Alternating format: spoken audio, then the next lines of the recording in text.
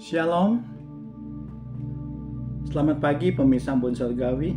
Pada saat ini mari kita sedikit merenungkan firman Tuhan yang akan terambil di dalam Yesaya 6 ayat 1-8 yang akan saya beri judul Aladin atau Yesaya. Kita akan bacakan ayat 8 yang mengatakan, "Lalu aku mendengar suara Tuhan berkata, siapakah yang akan kuutus? Dan siapakah yang mau pergi untuk aku? Maka sahutku, ini aku, utuslah aku." Mari kita berdoa sebelum kita mulai firman Tuhan. Tuhan, pada saat ini kami ingin mendengarkan firman-Mu. Biarlah kami dapat menjadi saksi-saksi Kristus di dalam kehidupan kami.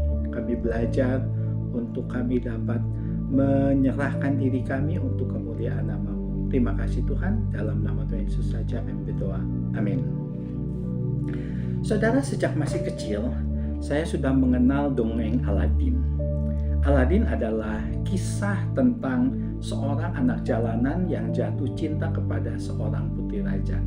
Wah, pasti hubungan mereka tidak akan berjalan mulus. Ya, pasti banyak tantangan. Namun nasib Aladin itu berubah ketika ia menemukan lampu ajaib. Ketika ia menggosoknya, maka keluarlah jin yang sanggup dan mampu memberikan apapun yang Aladin minta. Semua keinginan Aladin terpenuhi. Saudara, adalah hal yang wajar manusia memimpikan hidup yang jauh lebih baik. Akan tetapi, tidak semua orang berjuang keras mengejar mimpinya tersebut. Ada orang mengambil jalur lain yang dianggapnya rohani, yaitu meminta kepada Tuhan. Apakah itu salah? Tentu tidak. Berdoa minta berkat sama sekali tidak salah. Yang menjadi masalah adalah ketika hubungan dengan Tuhan dilandasi keinginan meminta-minta dari Tuhan semata. Kita menganggap Tuhan itu sama seperti lampu ajaib yang dapat mengabulkan semua keinginan kita. Tuhan, perhatikan hidup saya. Tuhan, tolong saya. Tuhan, berkati saya. Sembuhkan saya. Kasihani saya. Dan banyak permohonan-permohonan lain yang kita ajukan kepada Tuhan. Coba mari kita pikirkan sejenak. Berapa banyak doa kita itu berisi permintaan-permintaan.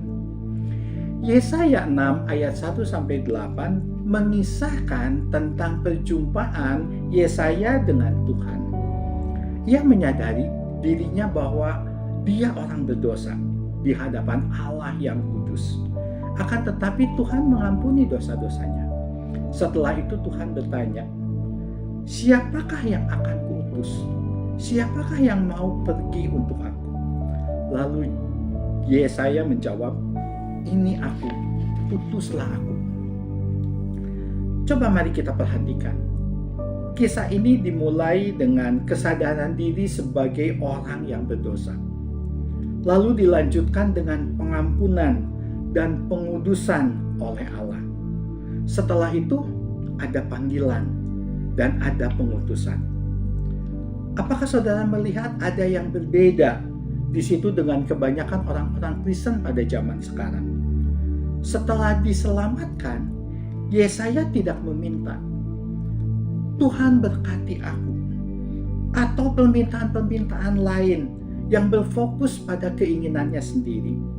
Namun sebaliknya, ia malah menyerahkan dirinya kepada Tuhan. Setelah anugerah keselamatan diperolehnya, yang ia pikirkan bukan mendapatkan bonus dari keselamatan tersebut, tetapi bagaimana memberikan hidupnya bagi pekerjaan Allah. Bukan ingin mendapatkan berkat yang lebih banyak lagi, namun Yesaya tetap ingin menjadi berkat di dalam hidupnya. Saudara, relasi yang benar dengan Tuhan bukanlah seperti Aladin dengan lampu ajaibnya, tetapi relasi yang benar dengan Tuhan seperti Yesaya dengan Tuhan. Bagaimana relasi saudara dan saya dengan Tuhan selama ini? Mari kita bangun relasi yang benar dengan Tuhan supaya kita mengenal Dia dengan baik.